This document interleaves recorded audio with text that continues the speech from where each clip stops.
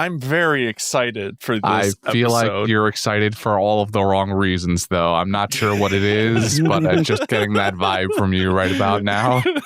So, for the people who are listening now, who probably have not watched or listened to our podcast before, we're covering the One Piece live action this week. Just the first episode that released today. It's true. And we're going to be going one episode at a time from here on out. I had my bleach prepared for my eyeballs. Like I was okay, wait. I understand you're about to give your entire your review. No, I'm about to say let's get into the summary of what happened this week, and then this is a new Devin. And then we can bleach ourselves. I have actually been replaced by a government drone. That makes sense. It's about damn time. Again. But it's not the right government that you think it is. That's episode 1, Romance Dawn. Monkey D. Luffy, an optimistic young pirate, sets off in search of a loyal crew that he'll need in order to navigate the vast oceans of the world. His journey begins when he helps baby Koby, a deckhand forced into servitude, escape an undesirable situation. While in Shell's town, Luffy meets Roronoa Zoro, a famed pirate hunter, and Nami, a master thief, and the three form a tenuous alliance. This is the beginning of an epic tale spanning across several decades whose fans span far and wide. If this is your first time diving into the series, don't worry.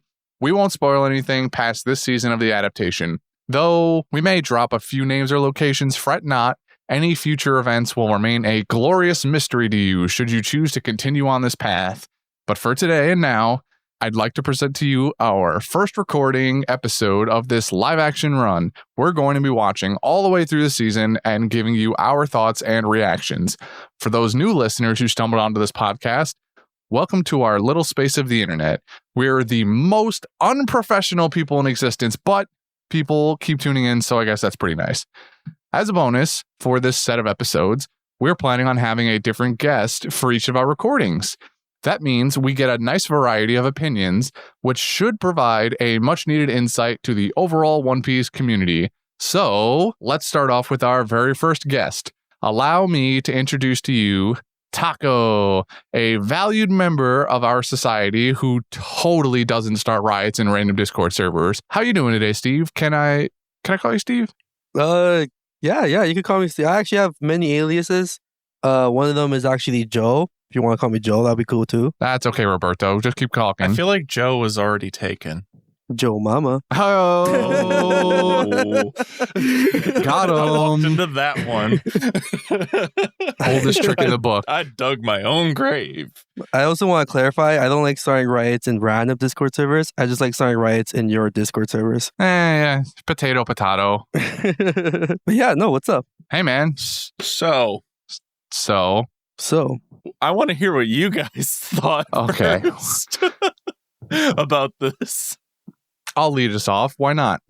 Before we do a full dive, do we want to give our thoughts? One thought being, before we even press play on the episode, whether or not we saw any trailers or anything like that, did we have like initial expectations or opinions? And then after today's episodes, go from there. Do we want to do that? We can do it. We can do it briefly. Sure. I did watch the trailer that dropped. I don't know, a couple of weeks ago from this. Whenever like the first big trailer was dropped from Netflix for the show, I watched that one. I remember thinking that it looked a little better than I would have thought, I guess. And after watching the episode, I think I was right. I think it looked pretty decent. There are some sketchy parts of it, but I think overall, as of this first episode, it looks pretty good. Okay. So I'll jump to the opposite side of the spectrum. I didn't watch anything for this beforehand. Like I knew all, like every single time I saw like an advert, scrolled past it. Like, nope. Nothing. Don't want to see it. I want to keep my eyes clean because I hate live action adaptations of shows. And I went into this assuming I was going to get a molting hot pile of garbage. And that is exactly what I got. Wow. Okay. But with a little bit more. Like more extra garbage on the side? No. Leave it there. Well, we can we're get to gonna leave that. it there. We can get to that in a minute. Justin, you tell us what you thought. Mostly the same opinion as you. Saw the trailer, or I think one of the trailers. There's been a couple dropped, but I think I only saw like the first and bigger one. Looked at it. I thought visually it was pretty good for, live action adaptation. I'm not going to say I'm a hater of live action adaptations, but we've all just been burned so many times, particularly by Netflix, right? And I obviously have like a really big, skepticism toward it. But I thought it looked pretty good in the trailer. I did have questions about like, pacing and, how many chapters or episodes are going to fit into one live action episode, creative freedoms taken or not taken and stuff like that. After watching the episode, visually, like set design, that crew, A+, give them an Emmy or a Grammy or whatever award show relates to them. Daytime Emmy, I don't care. Give them all the awards because set design in this show so far is amazing. But I am not a like full-blown supporter of the show yet. I'm like, it's okay, but I do have my own criticisms, and I'll maybe get into those later. Last but not least, Taco. Yeah, no, I say the same thing. When I saw the trailers, one thing I really was looking forward to was the set designs. I really, I enjoy practical effects and stuff like that, and like the fact that they made these sets and hearing about that, I thought they were pretty cool. And when the set designs got leaked, or not leaked, but when like the set photos got released and stuff like that, I thought that was, they were pretty like cool to look forward to, and when I see it come to life, it was pretty cool. But one thing I didn't really like, or at least what I saw from the trailers, was kind of how cringy the dialogue came across. But I was kind of just hoping it was because these scenes were just taken off context, right? But like, especially like when I first heard like Luffy's gum pistol, it kind of just like, I was like, it kind of just sounded cringy. I mean, I guess maybe I probably heard it enough times where like it's just like I'm like no longer good. I thought the gum pistol he does in this episode was pretty good, actually. I mean, when you see it in the episode, it's like after like my second rewatch, I kind of enjoyed it that time. But like I said, when I first saw in the trailer, like the way they did it, like it was like the very end of the whole trailer, it kind of just came off as like a little cringy, I guess. I don't know. I guess I was also kind of like skeptic. I was also a skeptic that this was going to be like, not as good. Or like, I guess I don't want to be extreme as Devin, just say I was expecting a hard pile of garbage, but I kind of was. But so you can call a pile of garbage something else. It doesn't change what it is. But I'm not gonna like there are things that I really do like about this. After watching the first episode, I would say my criticisms are more like just narrative or like maybe like direction wise. But like but yeah, we can discuss further. That's I think. So in terms of the plot that they follow through this first episode, I'm not going to lie, there are certain things that I don't exactly remember about the first, 10 or 12 episodes of the show, whatever this kind of covers. There are some kind of glaring differences. One thing being the Mr. 7 that comes for Zoro. That was not the same Mr. 7 at all from the show. Mr. 7 from the show this is where I kind of want to talk about a quick little thing that I liked about this episode. Okay. They actually killed somebody. We actually killed somebody. I fucking did it. I saw you coming out and saying this, and I had the exact opposite reaction. I don't like this.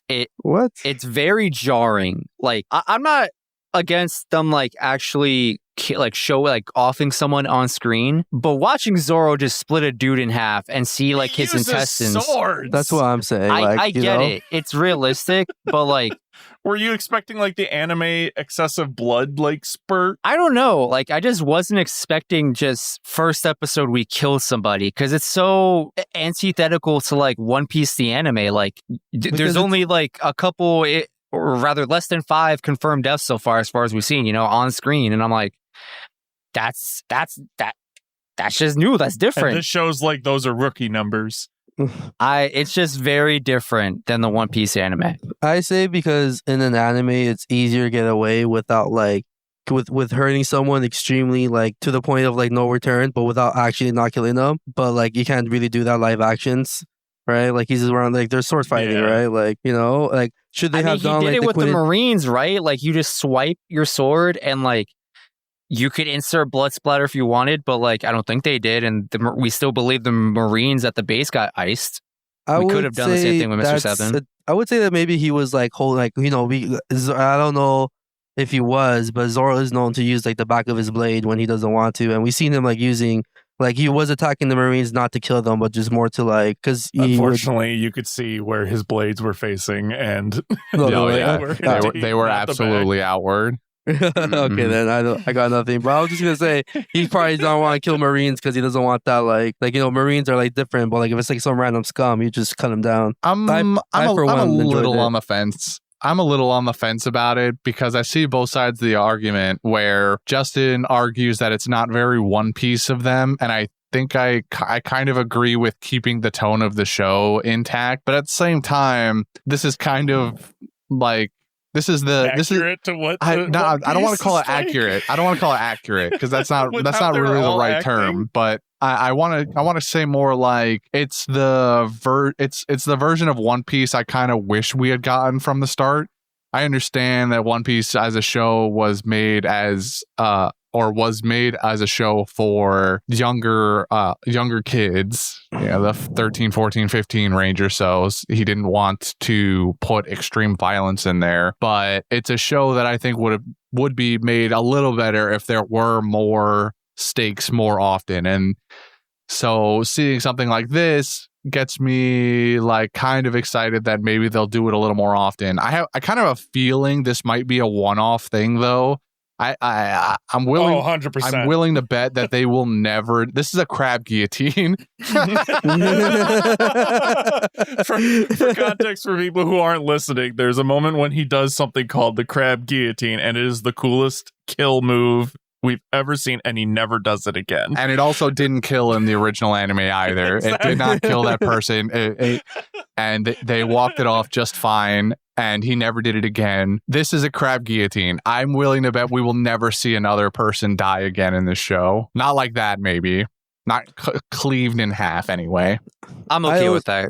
I was going to say, it could also just be like for a Zoro introduction, because I have to admit, like, that scene was pretty badass. I enjoyed it. Like, one thing I wanted to like say, like, as far as like expectations, like, one thing I wasn't expecting was how cool they did the action scenes in this episode, like, and I'm looking forward to further action scenes, especially with Zoro. There is pretty good fight choreography here, I think. Yeah. There wasn't. What do you mean? No, there wasn't. This is here's. I mean, it's not John Wick, but right. It's not. It's not John Wick. We're not going to get a John Wick out of this production. Don't get me wrong. Like, did they do well with what they had? Yes, but can you tell that they were a little clumsy with it? Definitely. Like, it did not perfectly flow. Like, watching Nami doing some of the bow staff fighting, you could tell that at some point she was struggling with it. And it just comes down to practicing when they're doing the, and it's also, hard. I won't deny that it's hard doing those kind of scenes. Like, I couldn't do it, but it looked a little janky at times. A part of me feels like some of the jank from like a cinematography point or even maybe choreography point of view is the camera movements. Personally, the camera just moves too much in this first episode. Like, I'm getting whiplash. Well, don't you know that's how Hollywood works? That's how they do action scenes, though, is the camera angles and the myriad of cuts to hide the fact that, they did these fight scenes in parts and it's not one long continuous sequence. There's like one or two moments where they go 5, 6, 7 seconds of continuous fighting, which is nice. I think they were good, but there's a lot of insta cuts and flashes between characters fighting that just kind of gets a little jarring sometimes. Mm-hmm. Quick little thing I want to, because we're talking about the fight scene and this is the point that it happened at, that I saw it. Did anyone see the Marines running like they were putties from Power Rangers? No, I have no idea what you mean. Like that stereotypical like stagger, like arms up in the air while running in a weird way. Like if you ever compare the two, like where it just looks silly the way that they're running at them. Like, it's like every single like fight like movie, like a kung fu movie that's ever come out where they're like running out with weapons. It looks ridiculous. And I saw it in this and I was like, oh my God. Oh, okay. When the Marines are like walking in formation through the town or whatever. No. I'm talking about right before the fight, like when they're in the courtyard and they're about to go fight. Like they did the classic, you can literally take like photos from like friggin' what's his name? Jackie Chan, like martial arts films, like of the extras and how they hang out in the background when they're like holding weapons and about to fight. Like they look like they're about to swing, but they're not doing anything. And then they all of a sudden like hustle in a weird, jarring way. I did notice the Marines hutting and why am I calling it hutting? It's just walking, Justin. They keep walking in formation, and the way they were moving was very putty, Power Rangers putty-like. That's what I mean. It was like very putty-like. I do recognize it. It's kind of funny now that I think about it. I didn't. I don't know. No, I felt like I was watching a fight scene in a Power Rangers episode. That's how I felt. That doesn't have to be a bad thing. Power Ranger choreography, more shaky cam and more panning. Devin, I just want to ask you, do you have, because I'm sure there's more negative than positive, do you have any other positive things to say about this so far? Helmeppo was great. Really? The guy did a good job acting like a Helmeppo. I think he was way too ripped though. That guy looked physically way too good for Helmeppo. My favorite part is when Helmeppo is pulling the Silence of the Lambs, would you fuck me? I'd fuck me with Zoro's swords. we get whole ass. Favorite. We get Helmeppo ass. On ass. And I was like, you know what? The show never ain't half happened. bad. But you know what? This is pretty good. We kill people this. And we get ass. What more could you want? I was thinking about this scene, and I feel like this scene in particular really encompasses or really puts a spotlight on the fact that this is like an American production with like American sensibilities, I guess, because this feels like a very like American joke. Any average American would probably watch this scene and be like, oh, this is funny and I appreciate this. And granted, this is criticism I heard from non-Americans, and they are definitely like their biases are circling in my head, and I try my best to keep them out. But I know this is a scene that many other people are not going to appreciate. 100%. But it you could see it. I could see Helmeppo doing something like that. I mean, I can see myself doing something like this, to be honest. The only thing he's missing is lipstick and chapstick. Like that's all he's missing, and a robe, and the song, Goodbye Horses playing in the background. It was an interesting scene. It's like it felt in character for him, but I'm also just like, bro, why are we showing ass on One Piece, bro? What's going on? Because it's Netflix. They have the ability to just do that. So they want to kind of, they want to spice it up a little. The ability to, it's just that they choose to. Yeah. They're just like, let's put some sex appeal in for this guy. I know, like, let's make him ripped and show his really toned ass to the audience. Really toned. You're supposed to hate Helmeppo, but what if we made you kind of like him? But what if he was hot? What if he made you feel conflicted? I am conflicted because on the one, look at Helmeppo differently now. Because on the one hand, he does a really good job of acting like an arrogant, stuck up brat of a rich dude. But then he's also like six foot something and ripped, like it's just not Helmeppo. Now I'll tell you who they did do a good job with is my boy Koby. That kid is a Koby. Yeah. Through and through. Yeah. I don't know how much method acting he had to do to get in character for Koby, but he looks perfect. Oh no, method acting for Koby. Oh God, my boy. I just can't wait to see it blow up. That's what I'm saying. If this goes long enough, I want to see how they rip that kid up. Like make him into Helmeppo. They just swap the actors. They just unbutton his shirt. Oh God! I just realized what you said. Oh wait, we can't do that though because they go train together. Fuck. How's that gonna work? You can still do it. It makes sense. No, it doesn't. We're trying to be spoiler free, guys. Remember? Yeah, that. Christian, why are you spoiling? Oh bro? shit! Dylan, cut that. So another thing I wanted to point out, I was actually disappointed at how not massive Alvida was. I mean, like I was expecting bigger. All right, listen, man. We understand that Oda only knows how to draw two type of women: Nami with different hair and blobs. You don't need a blob in live action. I think need a blob in live action. I think they got Alvida's. Star Wars can do it. They can do it. I think they got Alvida's characterization I don't think you pretty want to well. cite Star Wars as like your. No, it's what did something new happen that I don't know? I just mean Jabba. We're talking like Jabba the Hutt here, or because that Jabba the Hutt doesn't look good in the movie. I don't know when the last time you watched Star Wars was, but I'm talking the original. Yeah, that doesn't hold up tremendously well. I don't care. I no. I don't want to blob. I think they got it right. They gave us a chubby woman, and she played the role very well. Right, and it was just like for me, like there's a lot of weird things where it's like looking at these like normal people clearly cosplaying as characters. When I'm like remembering like X-Hand Morgan being like 12 feet tall, ripped beyond, you know. I mean, like I think they did a good job with X-Hand He may not be Morgan. 12 foot, but you get somebody he's not ripped? No, I'm not saying he's not ripped. I'm just saying it's funny being brought back to reality, comparing like if you were to put them side by side, like how starkly different but also the same they are. Like, I don't know, the actor just looked like a string bean in comparison to like I'm like looking for like a Jason Momoa or like a tall like meat man. Like, well, I got news for you, buddy. I got whoever that guy is. You ain't getting that across any character in this universe, probably. But I went into it expecting it, and when I, just seeing the person, it's just like, yep, this looks. You know, right. Devin is a little right though about specifically the Alvida part, because they have that guy on Shanks's crew who is like big and tubby, and he's clearly wearing like fat makeup and a fat suit. So why couldn't we beef up Alvida also? I feel like what happened to the fucking fat suit from Adam Sandler films? Like, come on.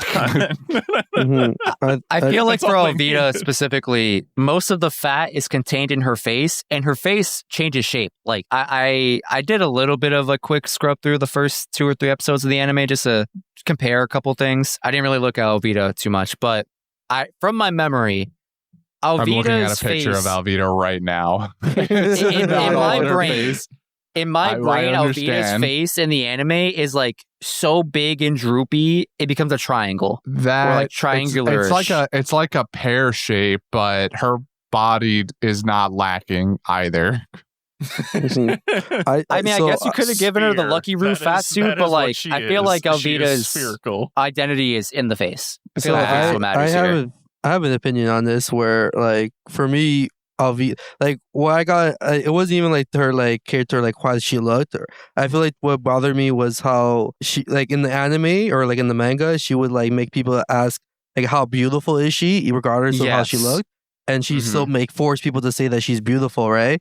And I feel like that was like the ugly part of her, you know what I mean? As opposed to like, let's say like metaphorically wise, and they kind of just chose not to do that in these episodes, but they made her say like who's the most powerful pirate of them all. I'm pretty sure that's like, just like cares? That's a playing it safe in terms of like not offending people, which I completely understand. Which I also understand probably why they didn't make her look more like fat, I guess, or like not fat, but like like a blob, I guess. But like if that's what I'm saying, people don't want to be like, the villains in your TV shows anymore, man. But one thing I enjoyed, like I wouldn't say like they didn't need to make her look like an ugly person, but just give her a really ugly personality. Right. And like, there's nothing uglier than someone that's very vain and like, narcissist, kind of thing. And I feel like they should have went that way. Still like a certain character later down the line. Despite how vain in her own head she is. Yeah, but who are they going to go that route? Because like, great. I love her. I would die for her. One opinion I had about this episode, there's a lot of characters that just kind of came and just went. And I feel like Alvida's is one of them, and we're probably not going to see her for the rest of the Well, the to be show. I mean, I don't think that's so. her actual reality of the show. We will not see her, but I feel like that's pretty accurate to the anime. Yeah. Yes Yeah. and no, right? Like I feel like Think about it. The next time you see her is Logtown. yeah, Yeah. That's a long time. but not in this. Like I feel like for this show, they're doing all of. I don't know if they're going to go to Logtown or not, but they're still kind of from what I'm like guessing for the titles of the episode, they're probably going to get to Logtown. So whether or not she's going to come back, and if she's going to come back as this like, you know, different like actress or the same actress, but like, you know, just not as this like person that ate devil fruit and became like, you know, what was the food she even ate? She's smooth, right? Smooth fruit. Yeah, she's all smooth. I don't know. It's like my brain. It's so smooth. The ideas just bounce off of it. Alvida, she's so smooth. We're getting into future events that people don't even know about yet. You know, you're right. Sorry. So speaking of possible future events with this show, which was revealed in it, Crispy, I gotta ask you. Did you see it? No way. There's no way. No. Oh, No, there's no. Why are you getting excited like that, bro? What the hell? Was there a Robin wanted poster? No, worse. Was there a Panda Man wanted poster? Worse. You're talking about the Foxy wanted poster then. Yup. Yeah. Okay. That was great. We can talk about this because I scrutinized that board too, and I tried to see all of the different ones that were on there, and I'm pretty sure I did get them all. Foxy was unfortunately on that What do you mean? board. Unfortunately, that was great. I wish they gave us the full face. It's gonna be even worse in live action, dude. You can only see a part of his face, but I'm already scared. I really want to know who the actor or the stand-in for that photo job is because I want to meet them. We don't have to comment too much on any of on these because some of them we're going to get into later on in this series, and some of them we might not meet at all. Maybe I'll just say the ones that we'll definitely meet. So Foxy's up there, like you said. I don't know that we'll see Foxy, but no, we probably that's won't. a very much long down the road thing. Foxy's very far down. Definitely a One Piece season 2. That's a thing for future people or people who know. If you know, you know. There's Django, whose name they misspelled. They didn't put the D out front. Well, I didn't see Django. He's hidden behind somebody else's. His poster is in there, yeah. His poster is hidden behind somebody else. Yeah, I didn't bother to pause. I want to say I did. I only saw 3. I saw Buggy, I saw Vita, and I saw Foxy. Yeah, so those 3 are very front and center. There's, you know what? I'll just say his name because names don't mean anything. Bellamy's poster is there. He's got crazy eyes. He did have crazy eyes. So Bellamy's there, Foxy's there, Django's there, Buggy's there, obviously. Alvida's there. And then there's a portion of a poster hidden behind some others that I'm not sure whose poster this is. You don't get to see the whole name. In fact, you only get to see the second half of it. And I'm honestly not too sure who it might be or if it's just like a throw-in thing. So you get to see the last 5 letters of the name. And those letters are NDISH. So N-dish, basically. And I don't know who that character is. I don't know their names, not just Endish. Because there was another half of the poster that was hidden. So, yo, hit me with those letters again. I'm sorry, I want to write it down. I can't bring it. N-dish. N-dish. Oh, I know. So I don't think I can recall at this moment who that might be. Don't worry about it. These 2 who are caught up. This might even be beyond where we're at in the show, which would be bonkers because we're 600-ish episodes into the normal show. This totally isn't a spoiler. Don't worry about it. Sure. Okay. I just wanted to point that out because I did scrutinize that board for only the wanted posters. I didn't bother with all of the extra, like, if you see something, say something posters that they had there for pirates. There were a ton of those. I just completely ignored them and focused on the wanted posters. Can we talk about the wanted posters alone and how tacky they look? What?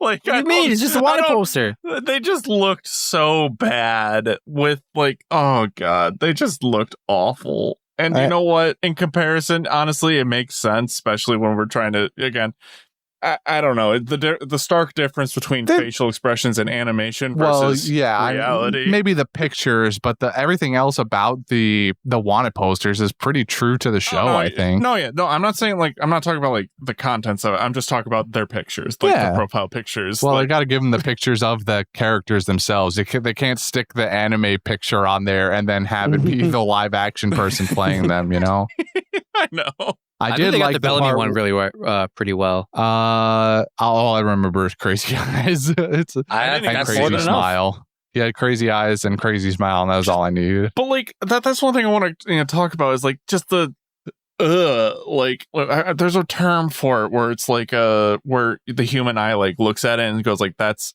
uncanny valley, where you just look at something and go that just looks wrong. Cringe. Just the facial expressions across the board in this episode, just everything. Luffy existing just made me whinge.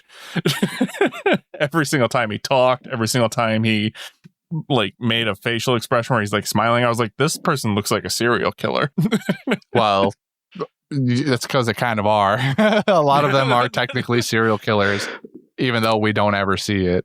So I kind of think I have a theory with the wanted posters, because all of them kind of have this mean looking face, right? And then we saw in the Shanks flashback, which I guess we haven't gotten into yet, but I also have opinions on that. But anyways, in there, there's a part in there where they're Luffy shows oh, this will be my wanted poster, and he does a mean face, and Shanks says one day he kind of laughs it off. He's one day you'll get a wanted poster, but it won't be now, kind of thing.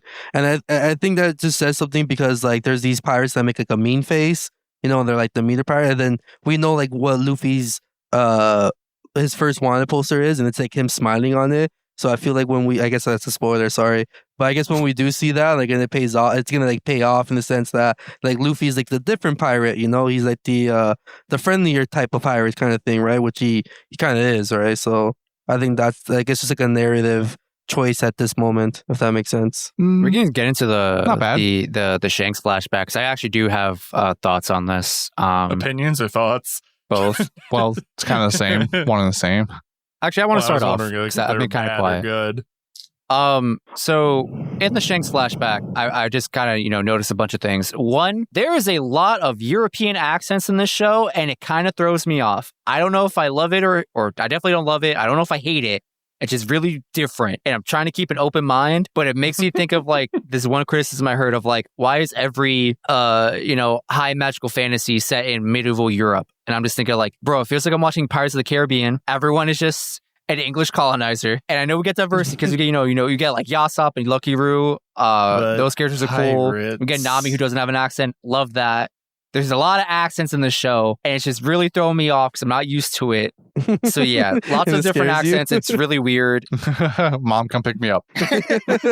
It's cool because Mom, the British are back. Come pick me up. One Piece. They're yelling at me about throwing tea in the harbor.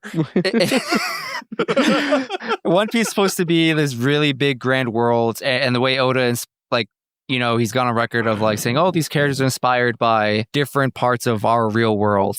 And I guess, the directors and creators of the live action try to, inject some of that inspiration into the live action format. And that's commendable. It's just different. And that doesn't make it bad. It just doesn't necessarily mean I love it Justin either. Just hates change. Honestly, yeah, I'm going to say that. I've gone on the record and said, the reasons I don't love live actions is because people, the directors, the showrunners, whatever, they take creative liberties, which is well within their right. And more often than not, I don't love those creative liberties taken. I am very much a proponent of my manga that I love. I want that to be the scripts. You know what I mean? Well, unfortunately, in a lot of cases, because the mediums are different, it just doesn't work that way. Yes, so, and as you explained to me, and it makes you very sad. It's not necessarily just creative differences. It's also sometimes this literally just doesn't work in the real world like it does in anime. We can't replicate that without it looking like garbage. Don't they say I remember hearing this, I don't remember who I heard it from, but in Japan, they actually view anime dialogue as very cringy because of how they talk. And what we're watching right now is kind of how it feels for them to watch anime. Like I've heard some things. I don't know like that I've ever heard that before. That's interesting. Only thing remember I've who I heard heard it cringeworthy related to anime is usually just anything fan service related. That's fair. But like it's just like the way that the dialogue in like anime and manga and everything like that, sometimes it's not the greatest when you really put a lens to it. But I don't know. That's not my opinion necessarily. I'm just throwing that out there. Like I've heard that. I don't know if it's necessarily true. I want to bring us back because Taco was about to talk about the Shanks flashback also. Me I before I derailed myself. Or maybe you derailed me. I blame you. Screw you. Fuck you. Anyways, Taco. You dig yourselves into those holes. Taco, tell us about the Shanks backstory. The Shanks backstory. So like my opinion on it, or like just yeah. So for me, I think my opinion kind of goes for the whole episode, where I feel like the very beginning half and like a couple other things, I felt like it was just kind of like ham-fisted in there, and then maybe it's because they're probably gonna finish it in the second episode. And that's when we get like the whole like Straw Hat scene, right? So, but like as like for like right now, I just felt like kind of like just thrown in there as a part of like everything else, like the Avida thing, and like there's a lot of things in the beginning. There was like a certain point where like they get to like the Navy base where it feels like it kind of starts to flow naturally. But like up to there, like there was a lot of like kind of like sloppy cuts, and I felt like like why bring the like Shanks flashback in before you don't finish it. And that's pretty much like my opinion on it. Like it just felt like it was around. Yeah, like it was just there was just too much going on. That was another thing where like I think Justin mentioned it, where like there's so few episodes and so much content worth, right? And I feel like this is one of the consequences of it, where like at the beginning, like the first like 20 minutes, it felt like a very rush, and like nothing didn't really flow naturally. It kind of went kind of felt forced in a sense. So I'm wondering maybe in the second episode it will have like a decent payoff to it. But right now, and like if we're talking about the first episode alone, it just felt like it was just thrown in there. Is my biggest gripe. Speaking of the flashback, though, did anyone else hear the song? Being Sake playing in the bar is actually really cool. I'm mad about that. You're mad about it, brother. Yes. It's canon. Yes, I am mad about it. They took his song and appropriated it. Nah, that was his Brooke didn't song. write Being Sake. I thought he did. No. I think Ola's been on record saying that, like, if people were to like sing his song in like a classroom and stuff like that, like if they were like it would be like, you know, an honor for him kind of thing. So I don't think I'm that's not saying that. I'm not saying that it's bad that necessarily that. Okay, I love the fact that it's there because I got to hear it, hear it just existing, right? I love that. I don't like where it is, but at the same time, at the same time, I don't know where I'm going with this. This all started with him you were assuming under the impression that Brooke was the one who made this song, and that's not the case. That is exactly what I was thinking. This might be spoiler, but when that does happen, I think Luffy, when he first hears the song, he says that this is a song that Shanks would sing when he would come to Windmill Village. Again, it's been a long time. We're what, 600 episodes all I can assure you is that Binks Sake, Binks's brew, whichever you want to call it, is not an original song of the Skelly Boy. It is. I'm going to refrain from saying his name anymore, just because things. But it's not his song. It's not again. Like it's not revealed till very later in the show, but it like Luffy does go on record saying that this is something Shanks has sung when he was there in Windmill Village. We just never heard it in the anime when these scenes were happening, if that makes sense. What did you guys think of Windmill Village? Like visually comparing the two? I mean, really, we only see the inside of that bar, right? No, you see the outside for like a few minutes, yeah. Yeah, because they zoom in and everything. The opening shot. I think the establishing shot is fine. Did you think it looked like a toy house or something? Oh, I mean, that's just CGI, scenery. But it just I've noticed that, like with these episodes, they definitely took a more gritty, darker palette compared to what I remember.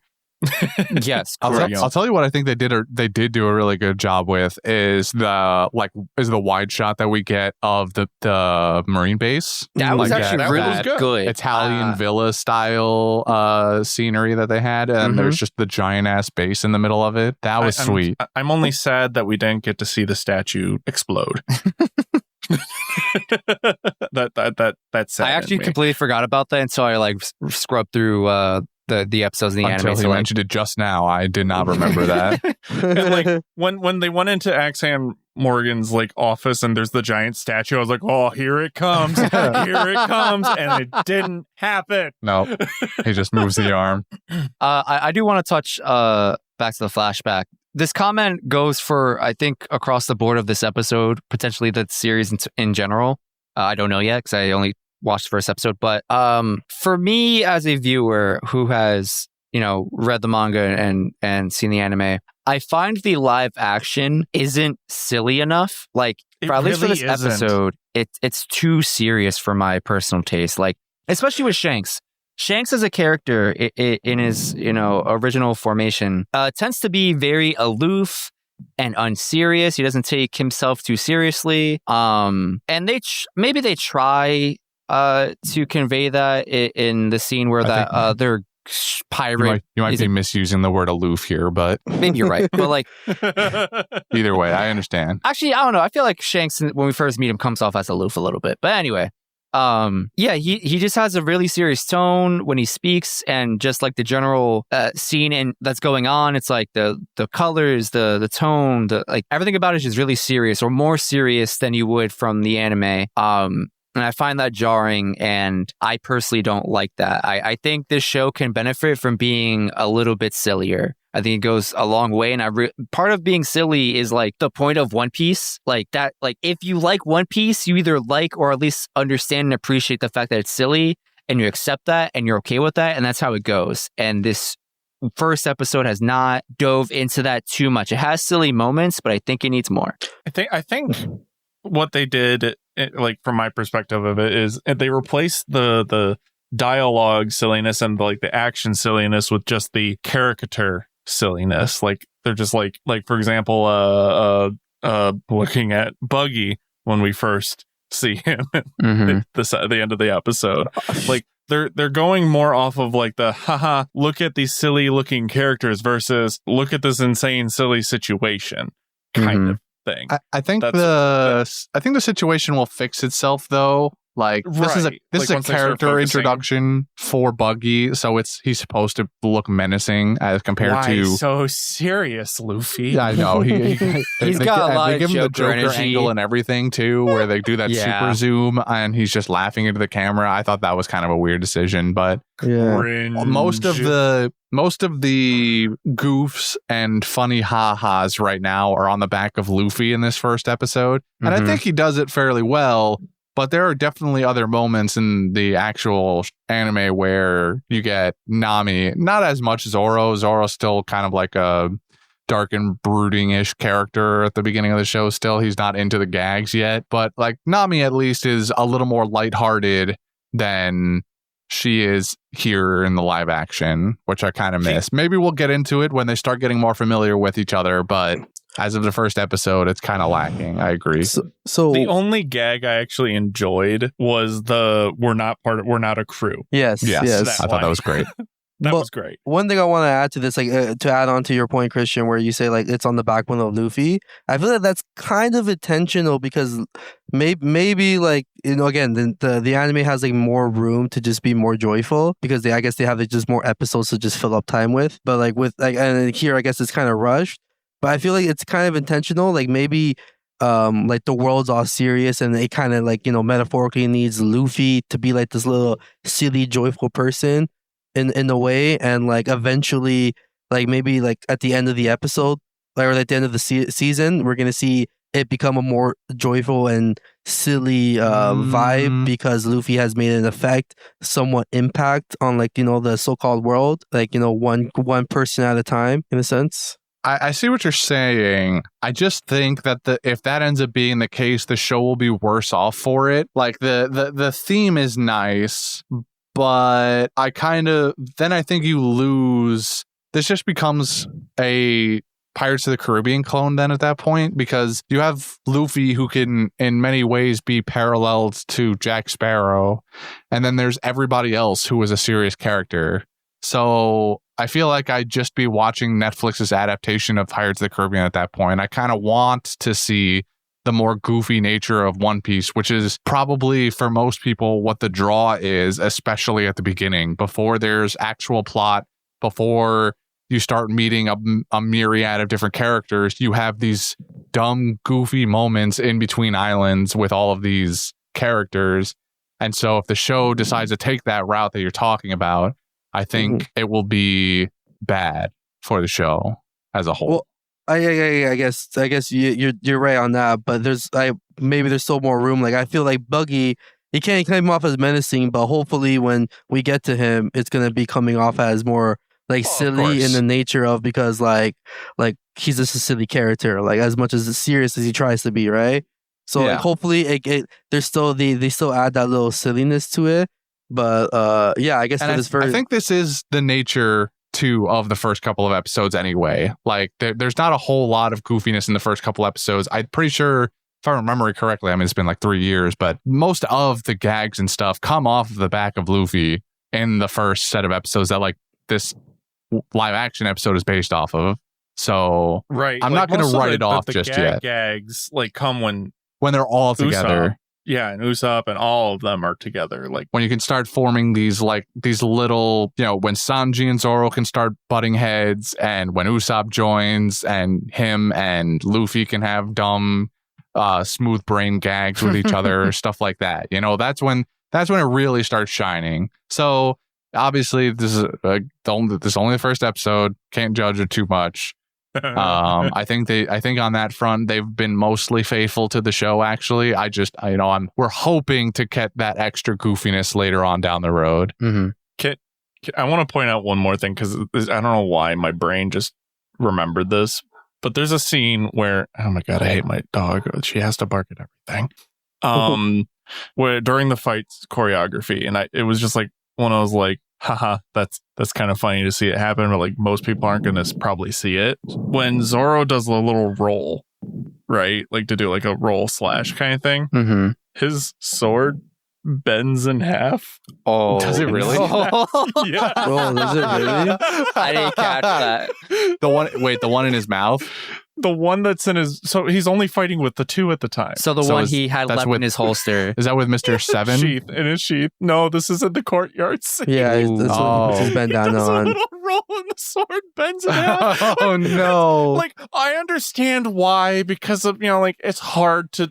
First off, he's carrying 3 swords, and, what he's doing is already hard enough, so they're obviously going to have to make the third one, not real, so that he could actually physically move the way that he does in the show. But it was just like when I was like, that's a fake sword. I did not see that. It's like a solid 90-degree angle. Like it flicks up to the sand when it flips. Were you watching? They didn't hide it at all. Were you watching this at 0.5 speed? No, I just saw it. Like I saw the flick when he after he does his little, because he does a little pose after he does the slash, and you just see a little flick of the sword, like a LARP sword, like. It was so funny. It just caught my attention, because when I watch films and TV, I see details like that, like little shit like that all the time, especially in choreography. And that one was just like, ooh, man, budget. Damn, where'd it go? That's crazy. No, I'll have to say though, with seeing Zoro like do it to 2 swords was pretty lit. Seeing with the 3 swords was kind of like what's going on here? Yeah. Welcome to being every NPC in the One Piece universe ever. They're just like, what do you do with that? And in fact, you know what? This is the one time that 3rd sword has felt useful, because I don't know. I think he rolls. It's after they finish off Morgan. Zoro, gets into position and he flips his sword where the blade is facing, I guess technically behind him, and the blade is facing Morgan's throat. And I'm like, oh my god, that sword is actually capable of doing something useful and isn't just there for aesthetic. That is amazing. I just realized, yeah, you're right, because the sharp side is facing Morgan's throat, but that would have meant he would have had to flip the sword in his mouth in the first place. Yeah, because originally the blade is facing away from him. When did he do that? I guess how tongue do? What that tongue do, bro? Bro, I mean, I guess it's got to have strong jaw muscles after all this years of Absolutely. keeping the sword. I feel bad for the actor having to put that thing in his mouth. I bet whatever I bet whatever he is putting in his mouth weighs 1 pound. It probably is of no burden. I don't even see that. Like, I doubt it even has an actual blade on the end. I bet it's just the handle, and like they edited in the sword just for the sake of. No, it's definitely probably like a foam thing. It might be. It might be, but you'd be surprised what they can get away with a CGI nowadays. I agree Probably with right. Devin. I do think the handle of the actual handle of the blade or the sword looks really big, and that guy looks like he has a really small mouth. No, that looks like a sword handle. Pretty accurate. That looks like a hilt. Well, I mean, compared accurate. to Mac and Ryu's mouth and face. Yeah, I would say the way I'm looking at it, I don't even think the whole sword's real. I think because the way the teeth look on the sword hilt, I actually have the episode up here and paused it. I think the whole thing might be CGI. He might have a rod. I don't know. Maybe I don't a little rod. I would believe Devin's situation where they have a real hilt and it weighs, half a pound or whatever, and so isn't a burden for him. Not even a pound. I bet it's like a couple ounces. Yeah, well, it's like a half pound or something like that, I bet. But it's made out of foam, and then where he puts it in his mouth is something else so that it doesn't taste awful. But then the rest of the blade, bubble gum. How much drool do you think he had on set? God, so they have like 10 of those, so that when one gets his drool on it, they just swap it out for another one. Imagine being a production assistant who has to handle those. They're probably selling it. Oh no, they're gonna sell it on eBay. Zoro spent $10,000. When this actor gets big one day because the One Piece live action went crazy and everyone loved it and he became a huge actor, someone's gonna sell one of those prop sword hilts for like $1 million. It's like it's been tested and approved. It's got swabbed for his actual DNA. $1 million. You just see on the show, what's it called? Pawn shops? Pawn stars? Oh god. The best I could do is $20,000. I know a guy. I know an actor. Somebody's gonna put it in a glass cage. Anybody else see The Unbearable Weight of Massive Talent with the Nicolas Cage movie? Oh, I heard about it. I haven't seen it. It's on my list. What's his name? Pedro Pascal plays a Nicolas Cage super fan, and Nicolas Cage gets invited to his island. He's got all this Nicolas Cage memorabilia. Someone's going to be like that with this sword hilt one day. It's just going to be sitting in a glass case one day. But it's going to have bite marks in it. Oh, absolutely. For authenticity. We have the dental records. Yeah, I was going to say someone's going to have an actual mold of that guy's mouth and match it up to the bite marks and be like, yep, see? It's proven. It's authentic. A certificate of authenticity from the American Dental Association. All right. Unless anybody has some more burning desires to talk about something, I feel like we should start moving on a little bit here. I agree. I do have one very particular thing to talk about. Okay. One thing, this is, I guess, technically someone else's thought or opinion that I read before watching the episode and after seeing it and maybe kind of looking for You're it. already letting other people influence you about this? I opened the spoiler. The spoiler chat we have on Discord? You know how you don't look at that because you don't want to get spoiled? I've kind of been spoiled a little bit. Just mute it. I did that after the fact. I couldn't stop looking. And then after I got one really big spoiler and I was genuinely affected by it, I was like, all right, we got to mute this. I'm sad. But welcome I know how we feel, Justin. Anyway, back to my point. The one thing I want to address is, I don't know if you maybe feel the same way, is the criticism that this person made, and I kind of agree with, is in this first episode at least, the show does a lot of telling you things instead of showing you things. Yeah, yes. Too on the nose. It doesn't paint a picture for you to kind of interpret or get it yourself, you know what I mean?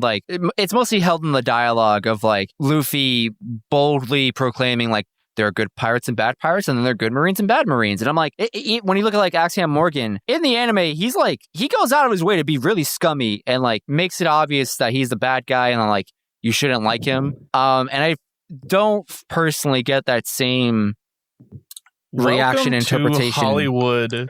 So welcome to Hollywood writing staff, because this is a frequent problem with like just shows in general where they rely in movies where they rely on just telling you something that it is, but they never show it. It happens all the time. Okay, it happens all the time, but that's still bad storytelling. There's not I'm not saying it's not. I'm not saying it's not wrong. Like no, it's but understandable. Like I agree. It's just one of those things where it's like it's something that I've already been exposed to, and I knew full well going into this that it was gonna happen. I was just saying there's still like good good stories or good cinema or shows where they do a good job because they tell and not show, and right. But so, there's also a lot of outliers of instances where it's telling versus showing. So I think it's a very big problem in my opinion. I might have a hot take here where I feel like this episode probably would have benefited where it would have benefited by being just 30 minutes or 20 minutes longer, because I feel like there was a lot of I feel like the beginning was so rushed. Like I remember where I don't think we should have got that scene where in the beginning where Luffy introduced himself and he's like, I screamed, I want to be king of the pirates. I enjoyed the anime's version where we just stumble upon the barrel, because it just implies the spontaneousness of Luffy's character and the story of how everything just kind of progresses. And yeah, that monologue in the beginning was weird. Yeah, I didn't really need that. I didn't really like Luffy's introduction. You're probably wondering how I ended up in this wacky situation. It did feel like that, didn't it? I would have rather it been introduced as the barrel, and then we may have gone to flashback later in the episode. And then it's also where that happened during the daytime, or then Alvida picks it up in the daytime, and then we just snap back to nighttime, and then he just Gomo Gomo's pissed, everything, a pistol, everything, and not even 30 seconds later, it's daytime and the ship's on fire, and it's why is the ship on fire? What happened? I thought we were just leaving. So I felt like there was a lot of things. They set it on fire. Remember? Did they? The fire is explained. Alvida smashes a lantern when she smashes the helm of the ship.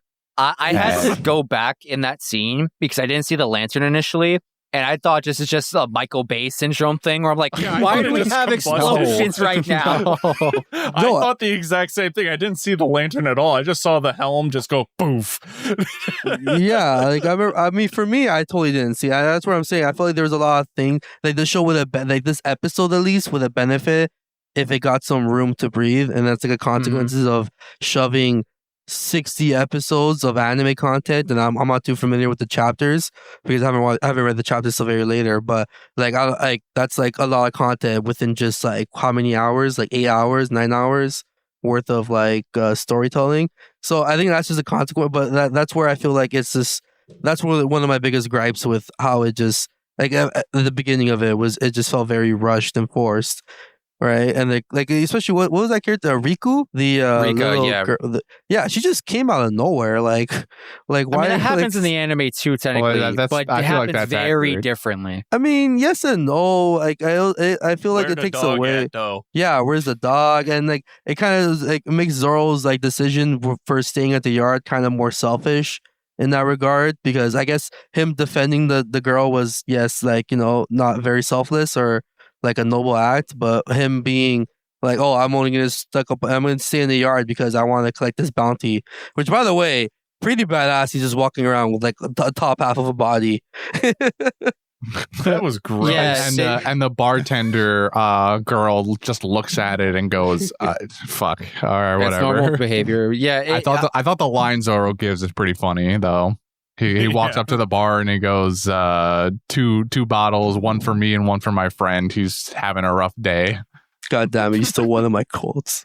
I'm sorry, buddy. It's okay. I brought this here. Speaking of which, I'm going to move us on to quotes. So since I wanted to bring up one more thing. You got quick. 30 seconds. It'll take 30 secones. How come the ship exploded? Because that was a relatively small fire. And why that's Michael Bay syndrome. Why didn't they put it out? That's your Michael Bay syndrome. That's what I'm saying. Thank you. I just wanted it to be brought to light. That's fair. I understand. A really small fire. Taco, before any more of your quotes get stolen, as our guest of honor, please give us more of your quotes. All right, I think I have just two more. The other one I have is when Zoro and Mr. Seven happens, and he's like, my favorite number is number 1, and he just flips him off. That was good. I like that. And then the other one was during the Shanks flashback where Shanks just tells Luffy, my ship already has an anchor, And Luffy's like, what? And then he just points to his shirt. And I was like, I like that. You know what I actually really liked about it now, like on top of that, is when I went back to the anime, that's like exactly Luffy's outfit in the episode. When you do a flashback. I didn't remember that. I'm like, oh, that's cool. It's a cool callback. Cool shirt Justin, too. you got what else you got? Or I got you have, two rather? quick quotes. The first one is when Nami and Luffy are in the base and they end up bumping into Morgan, and he's kind of like interrogating Nami a little bit. And Luffy suddenly remembers that he's a pirate and needs to act in pirate character. And he just goes, I hate Marines. And I'm like, same. Yeah, I like that because it also like beginning is like, she's the best at being the worst.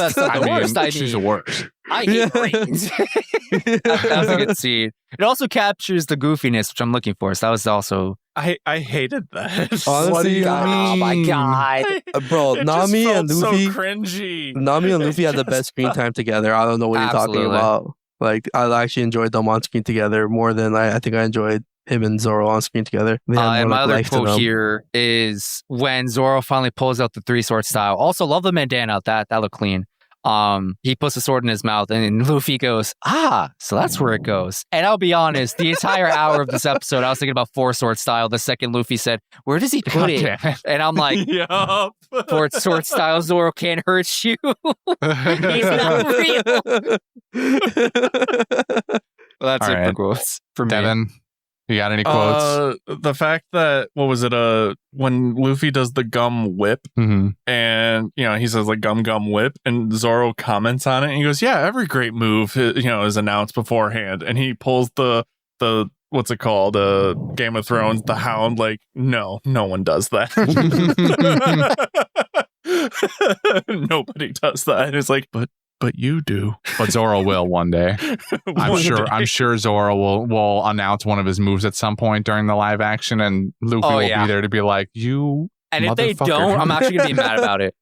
I'm gonna be more mad if we don't see an actual Zoroing. That's true. I need an actual Zoroing at some point. Was him chopping? I don't know. Not Zoroing. I don't know. An actual fight. I feel like that's something that wouldn't go over well in a live action format with like audiences in general. Like, choreographing a sword fight in anime is very intensive, obviously. We know that. If you were to just constantly Zoro somebody in a live action, I feel like people would just... it would just rub people the wrong way. Man, just give it to me one time and I'll be satisfied. Have them... One time. We already know... We already know they can do jump cuts, so you have them in front of somebody, dash towards the camera, cut to behind, and Zoro's sheathing his swords, and the guy... I guess because we have stakes in the show, just falls in half or something like that. I don't know.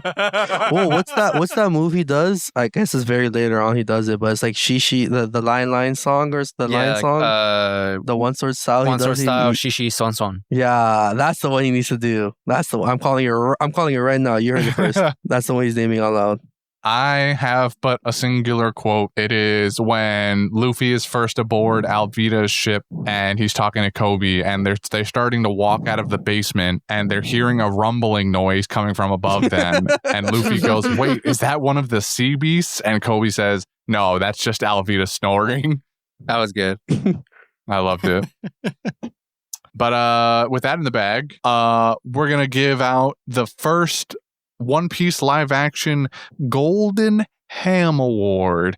Who deserves the inaugural live action Golden Ham?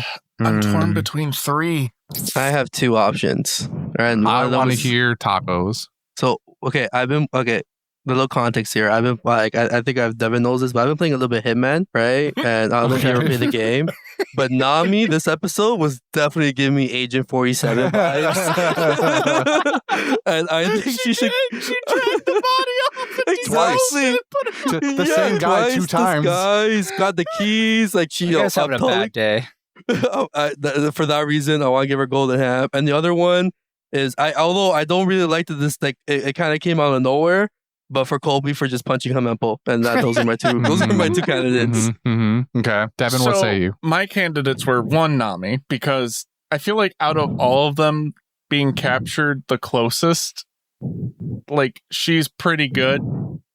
Like, I feel like they did her pretty solid. And also just, I just like her scenes that she was in, like when she, tricked the other pirates into giving them her shit. They were on her point. their shit.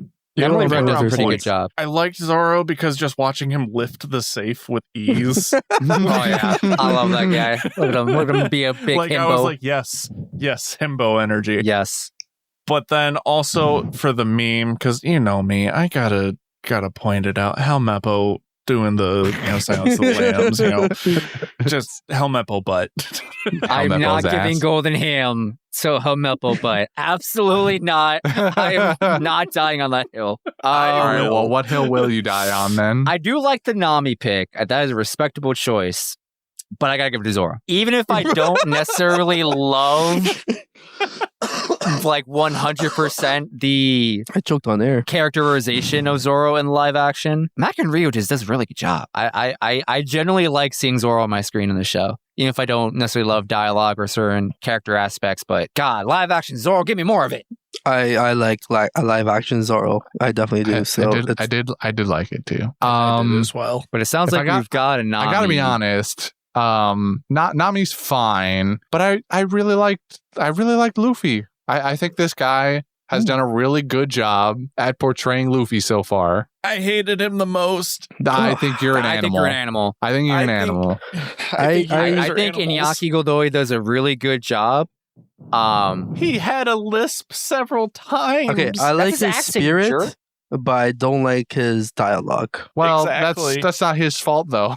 No, I'm not saying that's his fault. I'm just saying it's the consequence of the dialogue is where No, I have a problem with him. Right? But other than that, I think like of all of them, Luffy is embodied best by his actor, followed closely by Zoro's actor. And I then would argue Nami, Nami's probably. actor, or actress rather, does a really good job of capturing Nami. Granted, this episode doesn't really give her a whole lot of room to encapsulate Nami energy, but from the moment she does get, I think she does a pretty good job. So now that we've all nominated more than one person, let's vote for a singular person. I feel like would we've rather die mostly on the Zoro voted hill. for. Oh, you're voting for Zoro? Okay, never mind. I was gonna say I think we Wait, all what? voted If for I had to choose Nami between mostly. the three. Okay, I'd so we got rather be on the Zoro hill Zoros. because himbo energy. I'm on Nami. I'm gonna die on that hill. I'm sticking with it. I gotta be Team Zoro on this one. I think I'm gonna go with Zoro. Honorable mention to Nami. I like Emily Rudd. I look forward to seeing her for the rest of the series. Oh my goodness, dogs! Why? Well, So all First right, golden ham's But the first tiebreaker. Golden Ham goes to Zoro, baby. the inaugural golden ham goes to Zoro. Oh shit, sad face. Zoro fanboys rise up. All right, You are eating good. Hell yeah. I am So, a Zoro fanboy, so I guess I'll take it too. Yeah, you're still eating. I'm still. Yeah. So now that that's out of the way, why don't we indulge ourselves in a little bit of grab bag? Oh, you got a grab bag? I do. What's in the bag? Well, it depends. What do you want to be in the bag? Oh, I don't know. Something good. Oh, it's something good, all right. Ew, is that a snail? Wait, why are you looking in the God, bag? not the Don't snails, look in the bro. bag. The snails. Oh, God. Those are my new sleep paralysis Taco, demons, reach bro. into the bag. You're the guest. You come here. No, I've listened to your podcast. I think I'm going to pass on that. What are you talking about? What? I don't know. What do you mean? I, What's so bad about it? what's so Everything. bad about it? It's just a bag. Every That's just- venereal disease, other bodily harm we've endured. Nah. I'm gonna say why I would never to our esteemed guests. I guess, yeah. I guess it would be very disrespectful as your guest of honor, I guess, or whatever we call it. We insist. All right, I'm gonna go in. I'm gonna stick my my right hand in right now as we speak. Before you I'm do that, sticking just it want to clarify. You signed that NDA and I mean, it's already too late. My waiver, hand's in the right? bag. My hand's he's already elbow in the deep. bag. It's too I hope late. you have your tetanus shot. But why would I? You guys just told me it would be okay. Well, I mean, no, it is. I mean, it's just generally a good thing to have. It doesn't have anything Yeah, to do you with the grab bag. It's just like having a tetanus shot is generally a good idea. Anyway, what do we got today? What's going on? So I'm missing a finger now, but it looks like we got haikus. Yeah, it'll grow back. Haikus. Hi, Yeah, Q. I got 9 more. You. Devin's favorite. It's okay. It's okay. I have You do. one. I do. All right. Well, now I I'm wrote interested. it as when we were, first starting. Oh well, now I'm slightly less interested, but go on. Back at it again. The Straw Hat Crew show again. Please hand me some bleach. All right. Well, All right. it was looking good for the first two. You definitely had me in the first half. We even had the rhyme in there and everything. All right. I'll go next. Feels like deja vu. Once monkey, always monkey. Wait, was that Binks's brew? Ooh, Nice. that's a good one. That's a banger. That's some snaps. Yeah. Yeah, that's some snaps. That's good. That's good shit right there. I'm glad I was here for that. Mine's a little plain Jane. One Piece live action. I hope we get season 2. Get rid of the snails. What is wrong with you? Okay, you know what? Bro. Now you brought it up. The most egregious thing about this is they didn't use the English dub for the snails. I wanted to I hear didn't that. even know they had an English better, dub. I haven't watched dub for the snails in so long. They do the click, and it's so satisfying every time you hear it. It's like Gotcha. no, not the gotcha. It's click. It's so. I've never heard that before. I've only I heard the never heard snail the English spawners version. in Japanese. I actually I'm really telling like you, that. Gotcha. it's probably like one of like the better things they do in the English dub. Is But God, the snail trap. snails! Like a part of me wants to appreciate the design team for making them. But God, I hate looking at them. They're so gross. I actually love it. They're Fine. perfect. It's like, what They're did you fine. what did you expect talking snails to look like in the real world?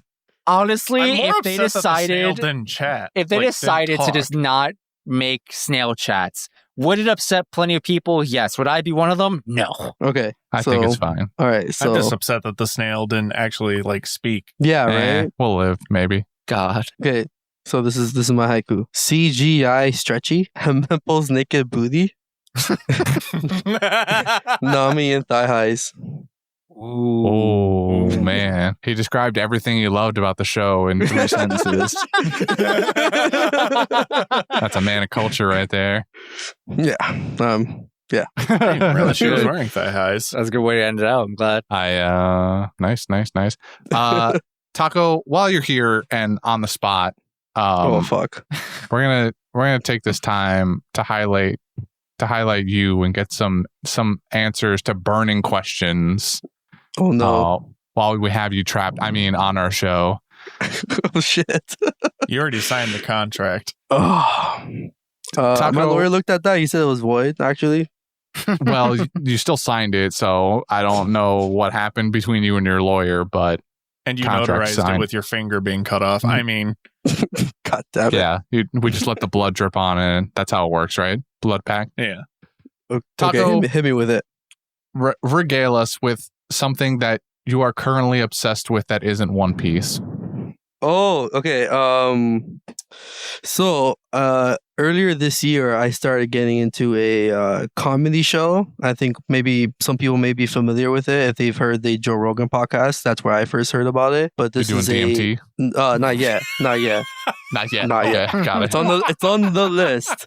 It's on one of the It's lists. on the list of substances I plan Yeah. to take. It's one of the many lists I have. Apparently, I actually noticed a pattern in my You behavior. have too many anyways. lists. Yes, I do. Santa Just Claus? writing for BuzzFeed. Just make a listicle. Too many cooks. Too many. Anyways, cooks. so it's so you guys heard about my trip that I'm gonna take to Austin soon, right? So Mhm. it's for I got tickets to this comedy show that I'm talking about, which is called Kill Tony. Have you guys ever heard of it?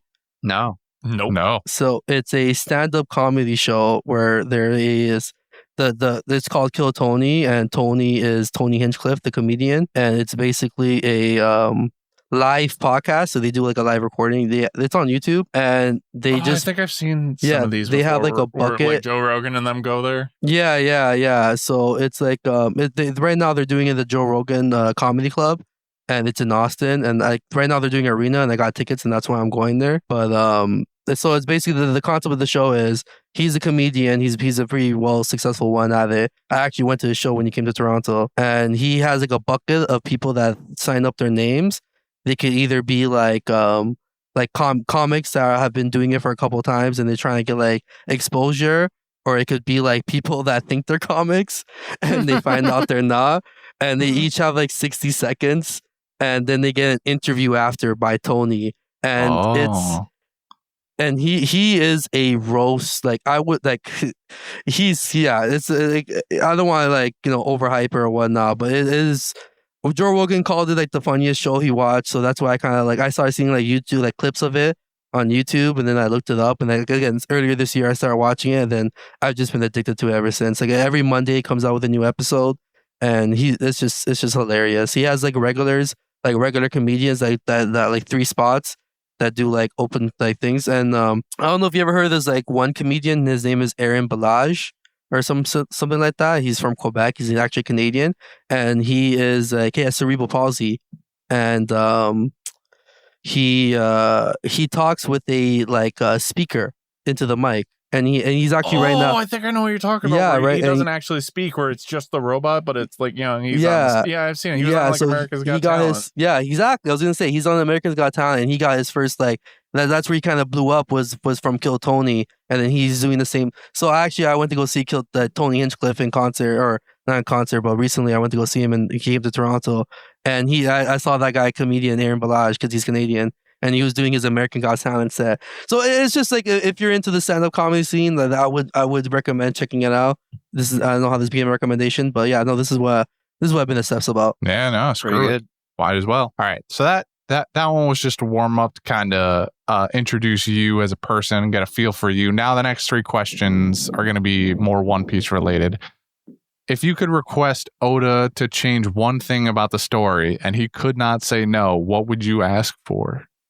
So I might be breaking the veil of the curtain here, but I remember hearing this question for like a while back, and I have been thinking about it, and I just can't come up with anything. I don't know. I love the way One Piece is, the way it is. I would say like the thing that I would change would probably be like the most obvious stuff, like maybe make it more violent, maybe make it more like like hardcore, I guess, because I like that. I'm a more hardcore fan, but at the same time, it would like One Piece is what it is. I like it the way it is, and I enjoy it the way it is. So it's kind of this has been of all the questions, this has been the hardest one for me to find an answer for. That's fair. Yeah. Can't all be winners. Mm-hmm. Especially when you have good takes like violence. So with that being said, what sort of advice would you give to anyone picking up One Piece after the release of this adaptation? I would say if you're interested in the mythos of this live action, then One Piece might be the show for you. But if this come across as something very campy and cringy, then One Piece is probably not going to be the show for you or the story for you, because I would say like, there's the anime and there's the manga and now there's the live action, right? And it's like from what I can see from the first episode, if your iteration, if you just like, I'm pretty sure there's going to be like a new generation of people that watch just the live action, and they're going to be like super into it and maybe not watch the anime. But I would say like, the anime probably doesn't do as good as the manga, and the live action probably doesn't do as good as both.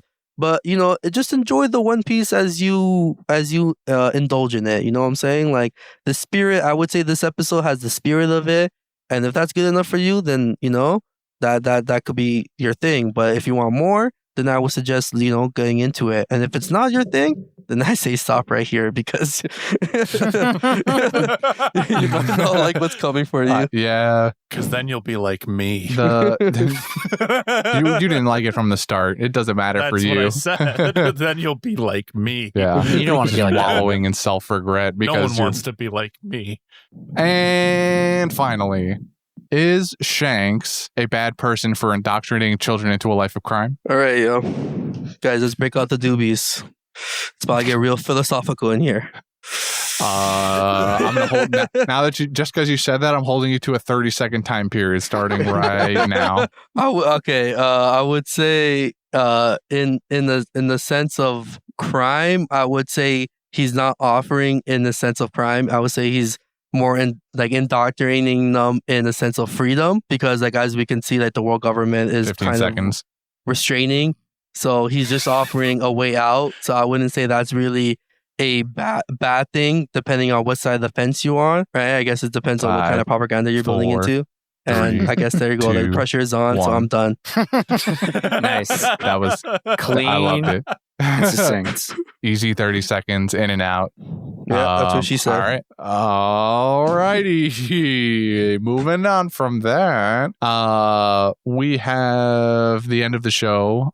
We got nothing left to do. We're about to head out here. But before I go, I'm going to give some quick shout outs to our Patreon supporters for this month. You son of a bitch. That'd be Twigo and Jober. Thank you very much. You are lovely, and I love you. And Devin also loves you, and Justin also loves you, and Taco might love you. I don't really know. I love you. I can't speak for Taco. All right, Taco loves you too. You got 4 people who love you. Mm-hmm, mm-hmm. That's With more that than being more said- people love me. With that being said, Devin, if you could kindly do the first live action thing. I'm having a brain fart. There's no way. We just gave you the pass. You asked for it. You were about to get Well, mad first at off- me. First off, our guest, do you have any socials you'd like to plug? Check out my YouTube channel, OCal165. I'm probably going to be streaming MK1 when it comes out, which I'm totally hyped for. Other than that, yeah, no, that's pretty much it. Alrighty. If you'd like to follow us and fuck, I don't know what I'm doing. I've had a long night. Jesus. Do you want to pass it off? Should I do it? Should I just pass it off? should I 'Cause just my finish it brain's off? fried still. I was in the ER last night, so All right. Well, I've had a long night and I don't even remember how to do the plug just right take now. you just take a back seat, buddy. Don't worry, I got this. Hold on, let me do something for you. There's one part I can do for you. Fuck! Nice. Right.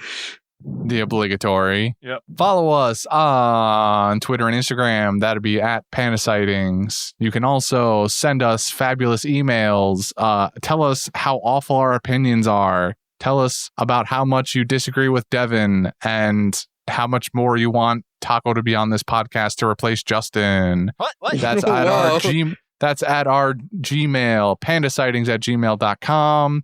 If you'd like to join our lovely patrons, Twigo and Jober, in supporting this podcast, we have a Patreon that's Panda Sightings as well. And if you'd like to join Taco in his riots that he loves to hold every week on our Discord, we have a link in the link tree. Pitchforks and torches not supplied. Yes, it's bring BYOPF. T. PT. BY No, PF. PF. Pitchfork. Wow, you know how to spell BYOPF. Good on you. Yup. PFT. PF Channels. NFC? Don't you mention the NFTs around here. I don't want to hear nothing about that. All right. That's it. We did it. We made it through the first episode, guys. Congratulations. Round of applause for everybody. Woo! All right, now get lost. I have to do it again. See you next Do week. what? Like, are we pressing stop? I mean, we can just keep going, me and you. Shut up, Nala. You want some alone time? You could have just told me, bro. I would have set Oh. something up. Yeah, I I guess know- it's a little Are you late. wearing thigh highs, Taco? I know some people. Oh, Oh. I'm going to Yeah, go. I'm leaving, bro. Bye.